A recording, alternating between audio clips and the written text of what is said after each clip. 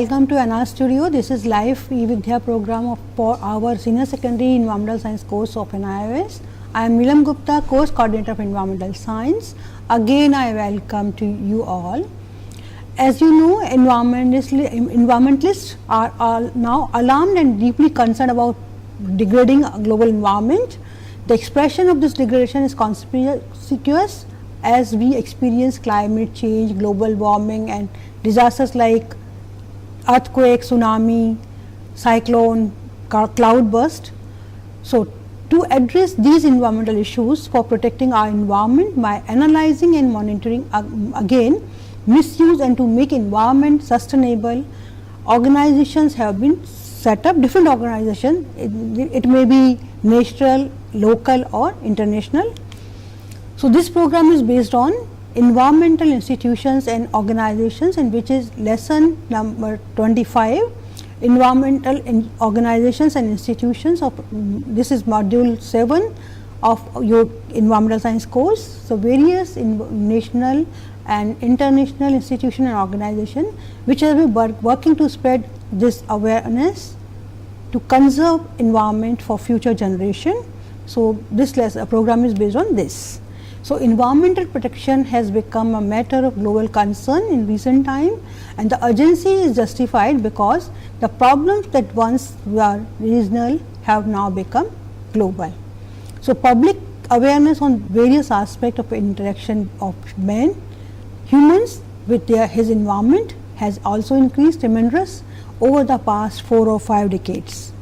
So, public has become aware of the fact that by degrading the environment, we are actually harming our own existence or own self. So, people all over the globe have woken up to the realization that their own action has an adverse impact on environment and understood that nature can backlash when exploited or tampered too much. So, numerous or various global environmental incidents from 1970 to the present time have highlighted environmental problems and need for international agencies and national agencies. So, during this program, we will try to discuss first about what is environmental organization. Before we discuss environmental organization, first we will discuss what we discussed during this program. So, environmental administration in India through institution and ministries of Indian government, role and responsibilities of global institution in the field of environmental management for its conservation and sustainable development, and we will also discuss about role and activities of important national and international NGOs, and also discuss role of United Nations and its body in environmental safekeeping. So, as we said, first we will discuss what is environmental organization. It is an organization seeks to protect, analyze or monitor the environment against misuse or degradation or lobby for these goals.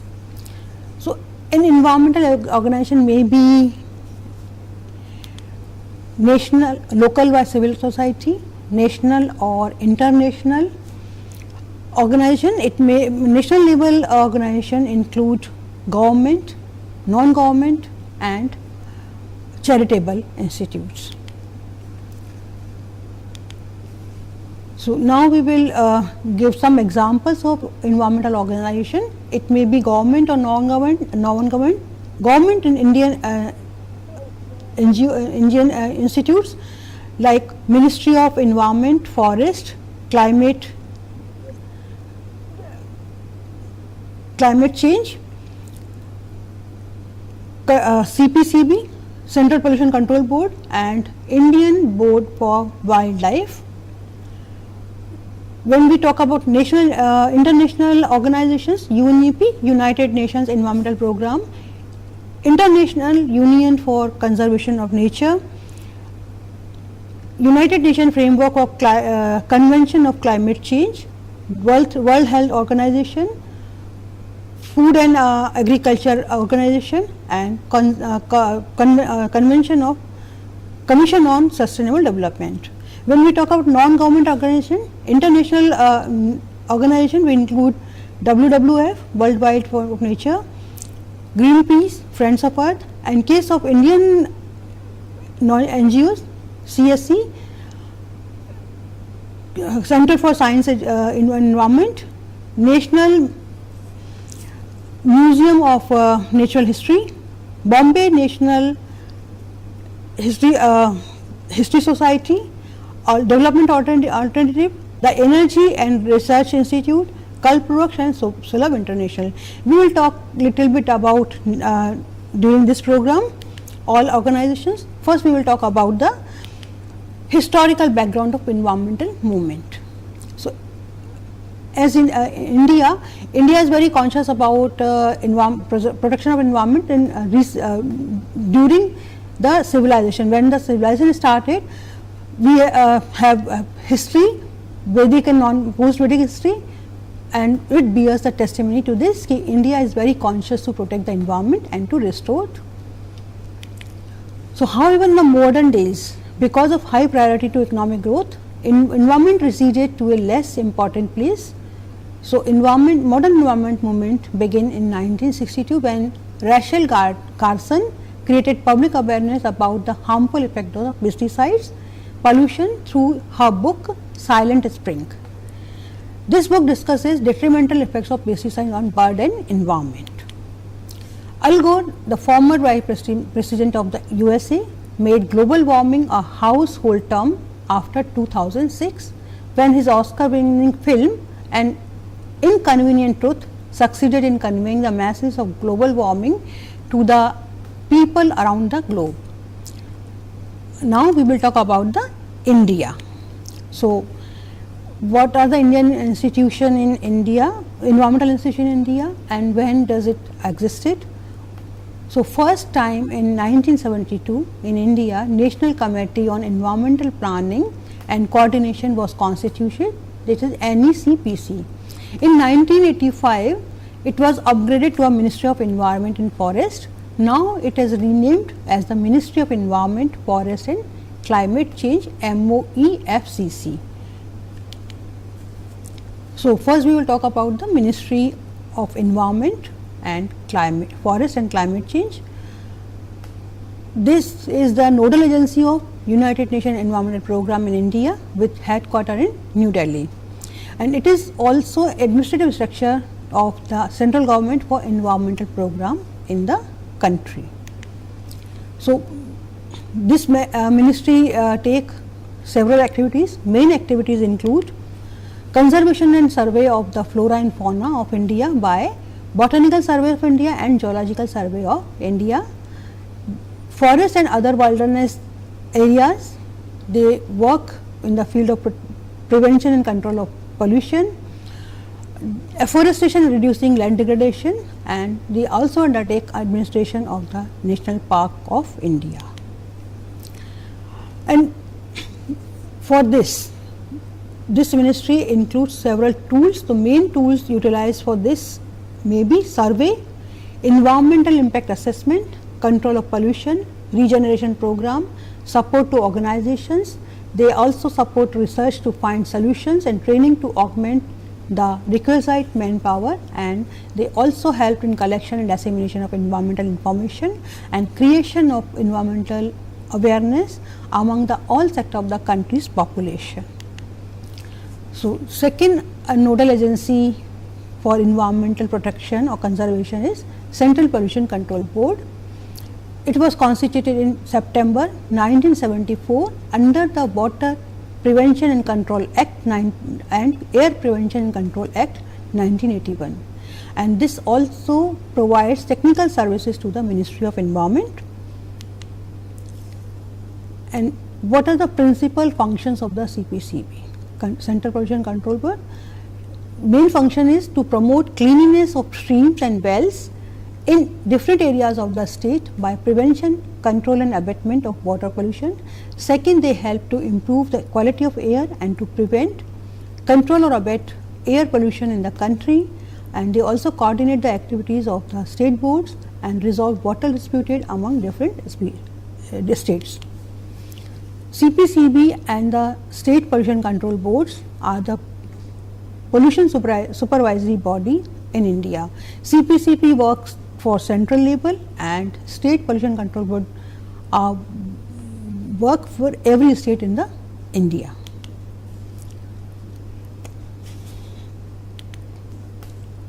So there are main function we are talking about. So air quality monitoring is an important part of the air quality management.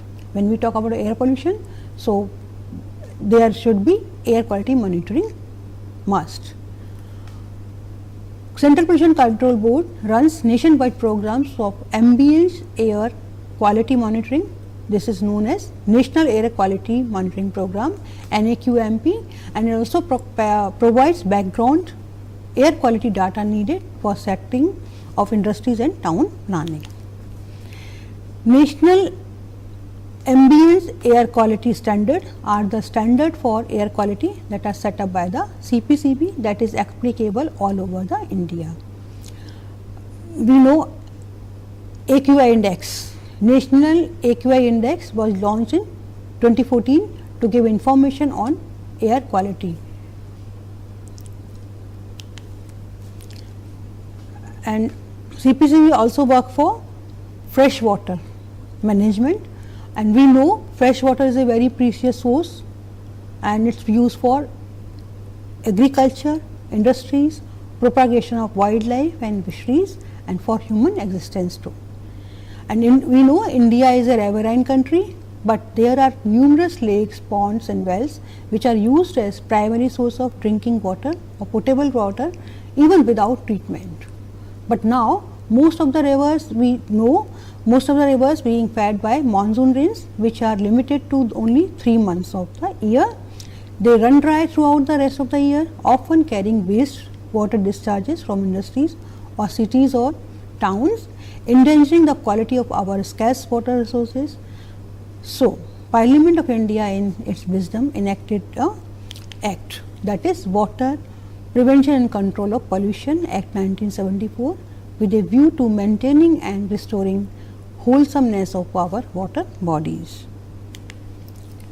So one of the mandate of Central Pollution Control Board is to collect and disseminate technical and statistical data relating to water pollution.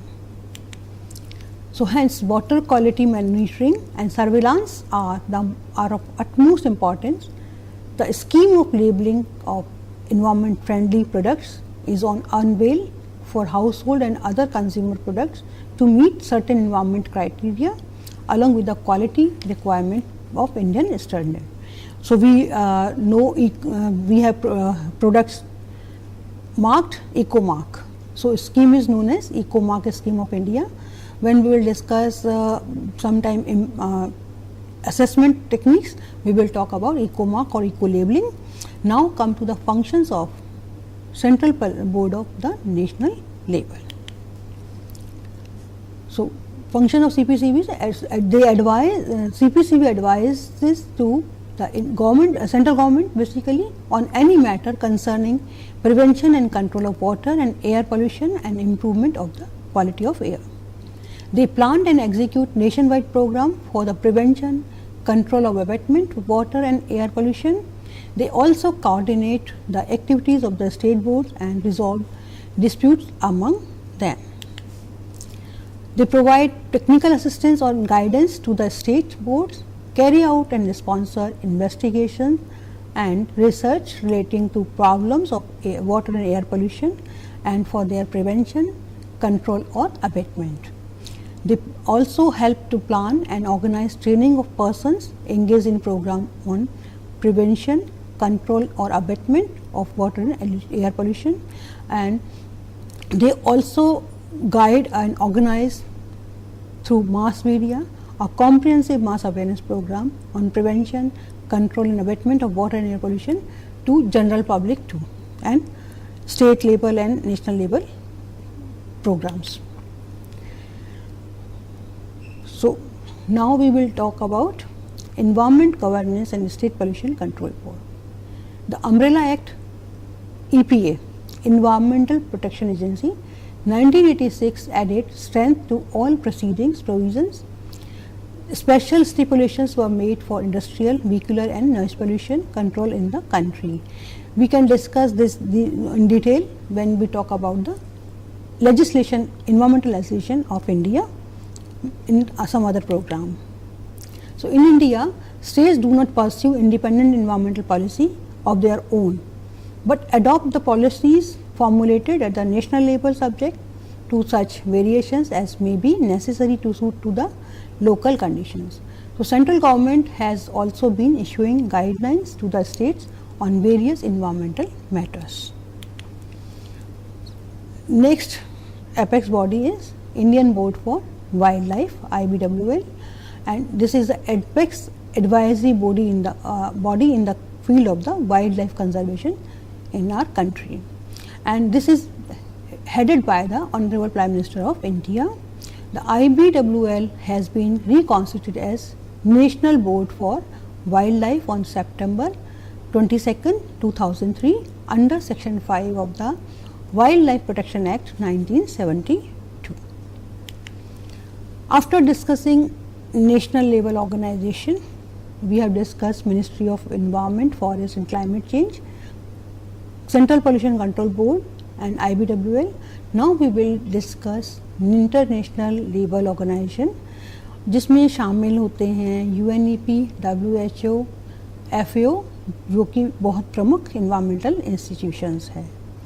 UNEP took place in Rio de Janeiro in 1992 and the World Summit on Sustainable Development held in Johannesburg in 2002 did not change its configuration. So, it was created in 1972 United Nations Environmental Program as an outgrowth of the United Nations Conference on the Human Environment held in Stockholm in 1972 and headquarters of the UNEP in Nairobi, Kenya. So, main mandate of the UNEP is to coordinate the development of environmental policy for keeping the global environment under review and bringing emerging issues to the attention of government and the international community for taking relevant actions. Its activity covers a wide range of the issues encompassing the atmosphere, marine and terrestrial ecosystem mainly, or which we can say natural environment. UNEP also play a significant role in developing international environmental conventions like Montreal Convention for Ozone Depletion, Earth Summit for various environmental issues, UNFCCC United Nations Framework Framework Convention on Climate Change, Kyoto Protocol and IPCC Intergovernmental Panel for Climate Change and Global Warming. IUCN International Union of Conservation of Nature for conservation of resources, basically natural resources. UNEP has also been active in funding and implementing environment related projects like solar program in India and other countries. So, Earth Summit we will talk about little bit.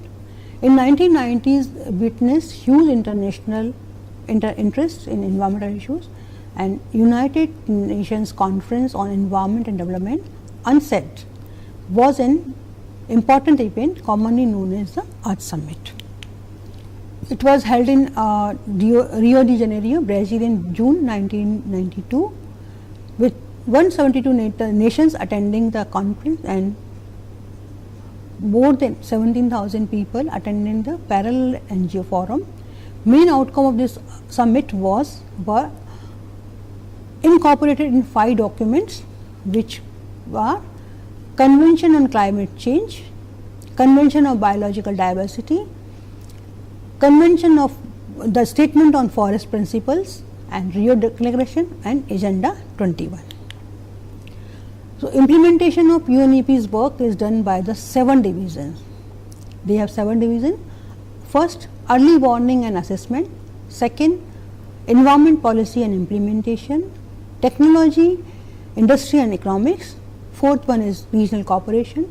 Fifth, environmental law and convention.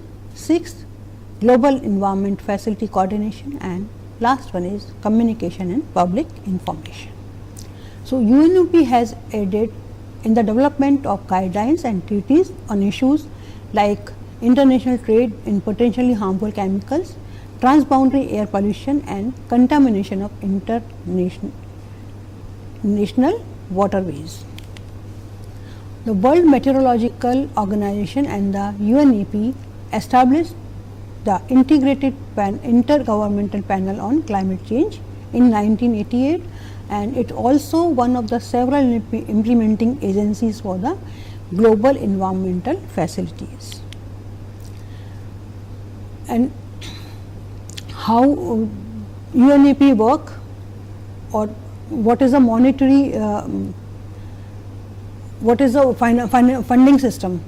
So, UNEP received the necessary funding for its program from the Environmental Fund, which is maintained by voluntary contribution of the member governments, supplemented by contributions to more than 70 trust funds and by a small contribution from the regular budget of the United Nations. Next leading organization is World Health Organization, WHO. We will talk about little bit history and constitution. So, WHO's World Health Organization's constitution states that its objective is to attainment by all people of the highest possible level of health. Its major task is to combat disease, especially key infectious diseases, and to promote the general health of the people of the world. It is one of the original agencies of the United Nations. Its constitution formally coming into force on the first World Health Day, that is 7th April 1948, and now WHO has 194 member states. Headquarters of the WHO is located in Geneva, Switzerland, and there are 6 regional offices for WHO. Regional office for Africa, headquarters is Brazzaville, Congo. Regional office for Americas, headquarters is in Washington DC, USA. Regional office for Eastern Mediterranean, headquarters is Cairo, Egypt. Regional office for Europe, headquarters is Copenhagen, Denmark. Regional office for Southeast Asia, headquarters is New Delhi, India, and last one is regional office for Western Pacific, headquarters is Manila in Philippines.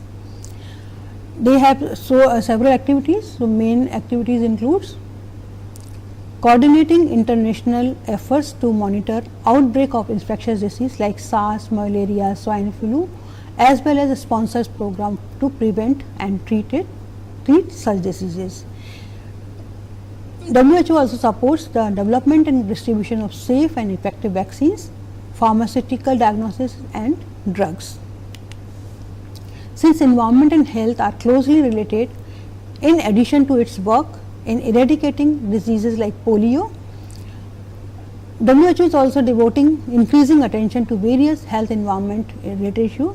We can take example, campaigns to boost the consumption of fruits and vegetables worldwide and to discourage tobacco use. Next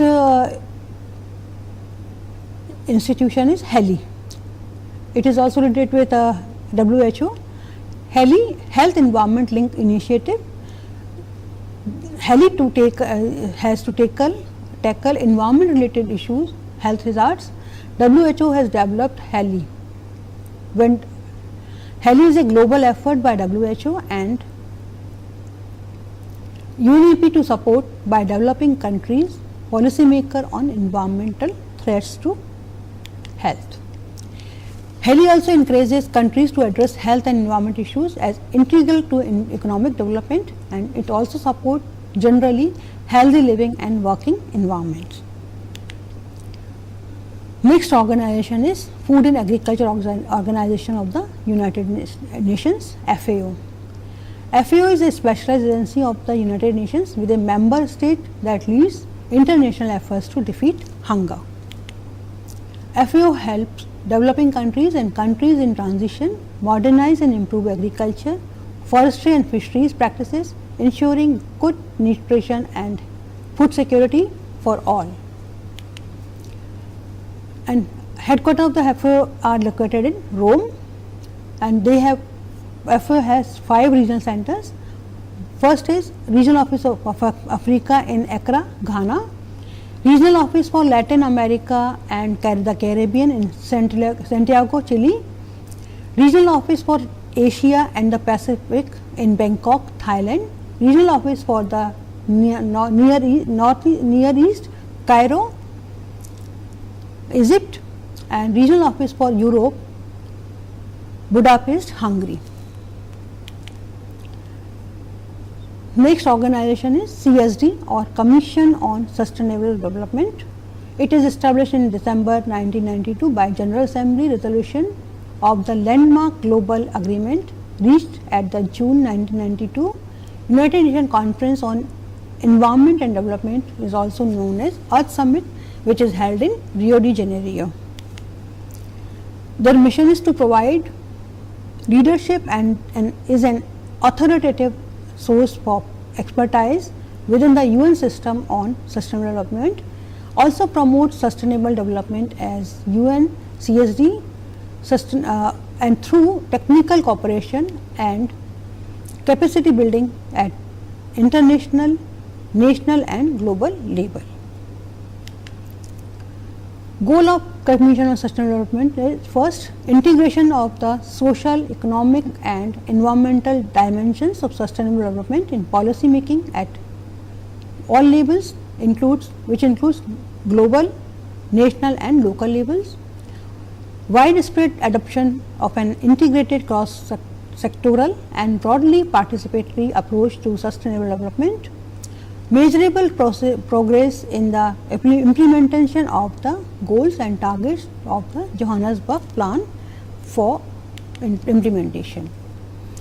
And mandate of the CSD is to monitor progress on the implementation of Agenda 21.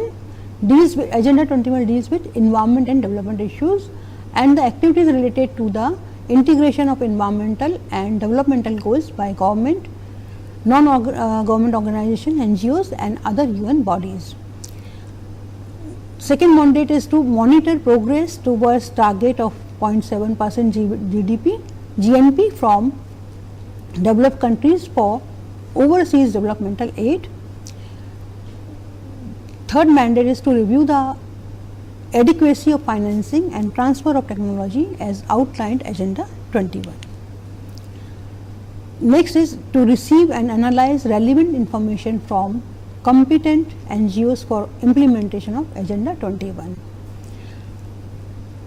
To enhance, last mandate is to enhance dialogue with NGOs, the independent sector and other entities outside the UN system within the UN framework. Next agency is UNFCCC, UNFCCC, United Nations Framework Convention on Climate Change. At the Earth Summit, it was held in Rio de Janeiro in 1992.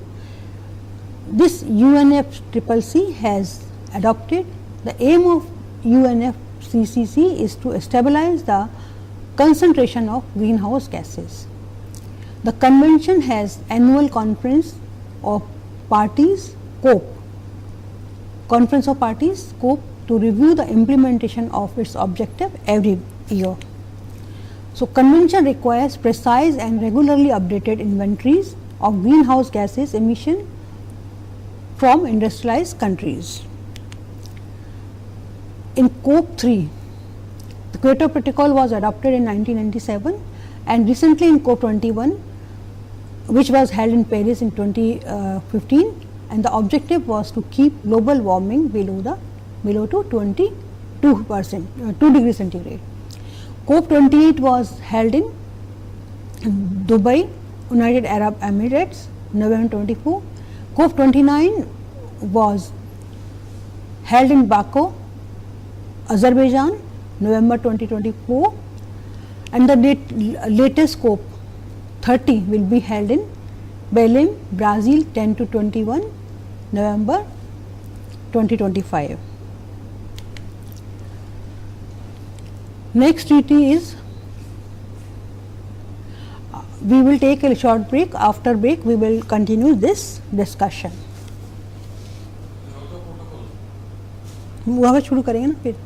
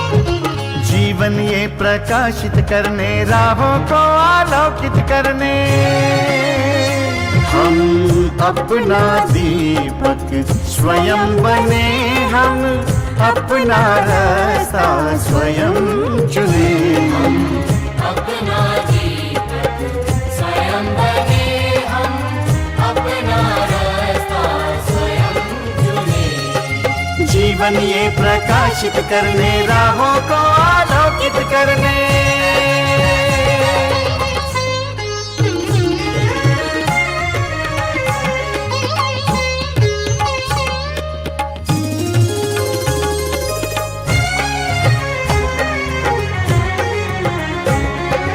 धन साधन समय की सीमा से विद्यालय जो मुक्त हो, धन साधन समय की सीमा से विद्यालय जो मुक्त हो। कभी पढ़े हम कहीं पढ़े, वे विषय की लोच से युक्त हो। कभी पढ़े हम कहीं पढ़े, वे विषय की लोच से युक्त हो। मित्रों हम उठे और जागे, मंजिल आने की ध्वनि सुने, हम अपना दीपक स्वयं बने, हम अपना रास्ता स्वयं चुने। जीवन ये प्रकाशित करने, राहों को आलोकित करने।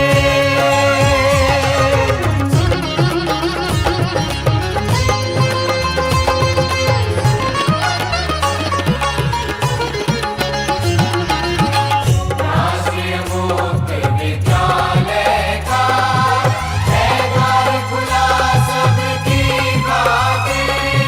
शिक्षा परीक्षा का अवसर एक बार ही क्यों मिलता फिर। शिक्षा और परीक्षा का अवसर एक बार ही क्यों मिलता फिर। दुनिया में इसके केंद्र बात, कोई मन चाहा केंद्र चुने, हम अपना दीपक स्वयं बने, हम अपना रास्ता स्वयं चुने। कोई मन चाहा केंद्र चुने, स्वयं बने, हम अपना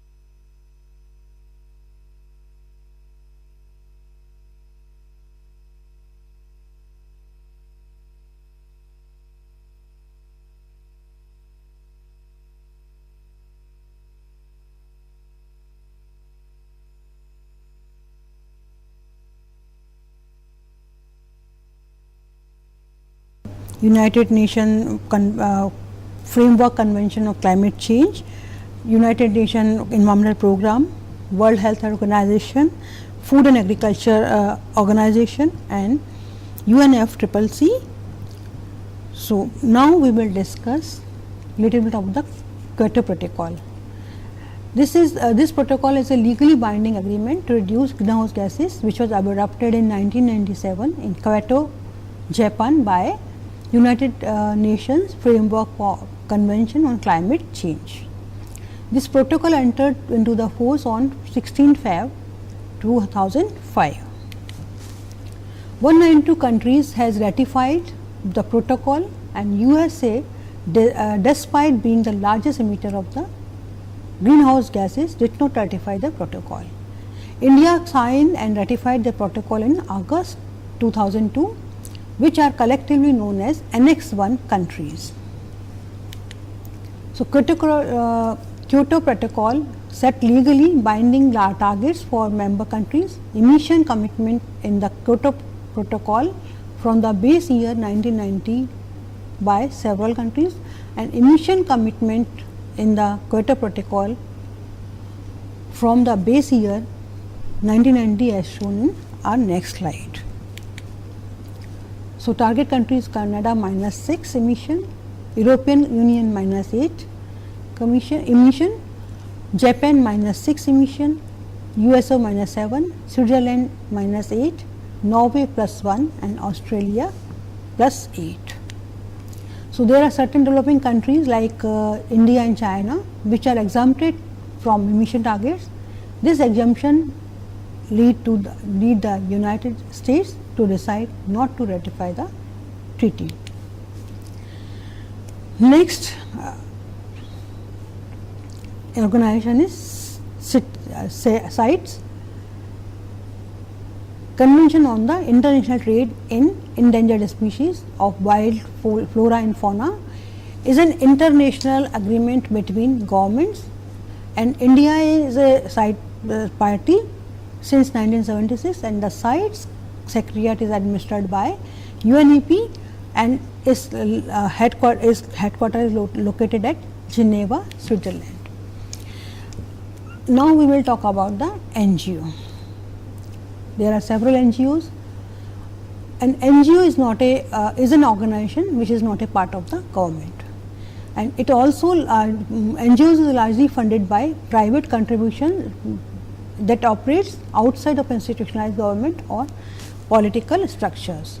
NGOs has their own agendas, and many NGOs working for cause of wildlife conservation, environmental protection, resource conservation, and sustainable development. So, there are some examples of national and international NGOs. So, as we know, NGOs are helping to tackle environmental issues all over the world, and some important international NGOs are Global Footprint Network, Friends of the Earth, Greenpeace, and WWF, and many others. We will discuss Greenpeace and WWF during this program, and now we will give some examples of India-based NGOs. They are noted NGOs: Bombay Natural History Society (BNHS), Center for Environmental Education (CE), Center for Science and Environment (CSE), Gram Swaraj Mandal, Development Alternatives, Chintan and Kalpraksh, and Sulabh International too. So, first we will talk about the international NGO, and first we will talk about International Union for Conservation of Nature and Natural Resources, IUCN. IUCN is the world's oldest and largest global environmental network, a worldwide membership of government, NGO and volunteer scientists in more than 160 countries. IUCN's headquarters are located in Gland near Geneva in Switzerland. IUCN works to develop pragmatic solutions to the most pressing environment and development challenges. IUCN also supports scientific research, manage field projects all over the world, and also brings government, NGOs and private sectors, UN agencies, various companies and local communities together to develop and implement policies, laws, best policy practices to conserve environment. IUCN vision, we will talk about IUCN vision and mission. Its vision is a just world that values and conserves. Its mission to influence, encourage and assist societies to conserve the integrity and diversity of nature and ensure that any use of natural resources is equitable and ecologically sustainable. IUCN also works to protect the natural environment and ensures that its resources are used responsible and fairly. So, we know that nature provides our all basic requirements for life, that is food, shelter, water, air and energy. So, all these should be protected and used wisely, but social and economic development must also continue to reduce poverty and improve people's lives. Also, this matter of fact that biodiversity is the backbone of the earth. So, conserving biodiversity stop the extinction of animals and plant species and stopping the destruction of natural habitat. So, now we talk about the function of the IUCN. Main functions include knowledge, action, influence and empowerment. We will talk about little bit detail. First, we will talk about knowledge. IUCN develops and support cutting edge conservation science, particularly in species, ecosystems, biodiversity and impact these have on human livelihood. Action, IUCN runs thousands of field projects around the world to better manage natural environment. Influence, IUCN supports governments, NGOs, international conventions, UN organizations, companies and communities to develop laws, policies and best practice. Empowerment, IUCN helps implement laws, policy and best practice by mobilizing organizations, providing resources, training people and monitoring results. So, next we will talk about Worldwide Fund of Nature for Nature. WWF is also an international NGO working on issues related to conservation, research and restoration of the environment. So, WWF Worldwide Fund for Nature is a non-governmental organization. It is dedicated to building a healthy environment, healthy living planet for future generations. WWF was formed as a charitable trust on 11 September 1961 in Morges, Switzerland under the name World Diksha Wild Life Fund. And so, in 1986 this organization changed its name to World Wild Fund for Nature, retaining the WWF initials. WWF supports and organizes different campaigns aimed to stop degradation of natural habitats and raise awareness about current environmental issues. It is the world's largest independent conservation organization with more over 5 million supporters worldwide, working in more than 90 countries, supporting large number of conservation and environmental projects around the world. Mission of the WWF is to halt and reverse the destruction of our environment, focus work on conservation of the 3 biomes that contains most of the world's biodiversity, freshwater ecosystem and ocean and coast. It also concerned with endangered species, pollution and climate change. WWF is working towards protection of polar bear and several other endangered animals. The Living Planet report is published by WWF every 2 years. It provides a comprehensive view of the health of the earth. Among other issues, it is also concerned with endangered species, pollution and climate change. As we know, giant panda, it is an endangered species, is the symbol of WWF. So, next we will talk about Greenpeace. Greenpeace is an independent global campaign network established to protect the environment. It uses non-violent direct action, advocacy and research to address issues like climate change, deforestation and overfishing. Greenpeace has a presence in over 55 countries with independent national and regional organizations. So, there is a story in 1971, motivated by their vision of a green and peaceful world, a small team of activists set sails from Vancouver, Canada to an old fishing boat. These activists, the founders of Greenpeace, believed a few individuals could make a difference. So, mission was to bear witness to US underground nuclear testing at Amchitka. The voice of Greenpeace has been heard. Nuclear testing at Amchitka ended that same year and the island was later declared a bird sanctuary.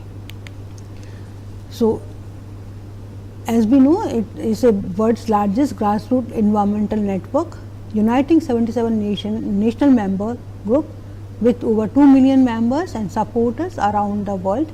They campaign on today's most urgent environment and social issues based in Amsterdam, Netherlands. Greenpeace principles and core values. First, financial independence from political or commercial interest. They seek solution and for and promote open, informed debate about society's environmental choices. Its core value is to prevent environmental destruction in a peaceful, non-violent manner. A peaceful and sustainable world based on societies of independent people living in dignity, wholeness and fulfillment, in which equity and the people's right realizes. Greenpeace vision and mission we will talk about to collectively ensure environmental and societal justice, human dignity and respect for human rights and people's right, so as to secure sustainable societies. Second vision is to halt and reverse environmental degradation and depletion of natural resources, nurture the earth's ecological and cultural diversity and secure sustainable livelihood. To secure the empowerment of indigenous people, local communities, women, groups and individuals, and to ensure public participation in decision making, to encourage in vibrant campaign, raise awareness, mobilize people and build alliance with diverse movement linking grassroots, regional and global struggles. Next organization is the Energy Research Institute, that is TERI. TERI is public interest research and advocacy organization that promotes environmentally sound and equitable development strategies. TERI was formally established in 1974 with the purpose of tackling and dealing with the rapid depletion of the earth's finite energy resources, which are largely non-renewable. TERI has been actively work for developing solutions to global problems in the field of environment, energy and recent pattern of development. Its registered headquarters are in New Delhi. TERI has its branches in North America, Europe, Japan, Malaysia and Gulf. TERI is also established a World Sustainable Development Forum, which is guided by the patronage of a group of select world leaders. World Sustainable Development Forum would experience of each DSDS, Delhi Sustainable Development of Summit, to other parts of the globe and carry out careful evaluation and monitoring of development worldwide, particularly in meeting of Millennium Development Goals. So, we will conclude this discussion here. We will come again to meet you in a new program of environmental science. Till then, goodbye and thank you.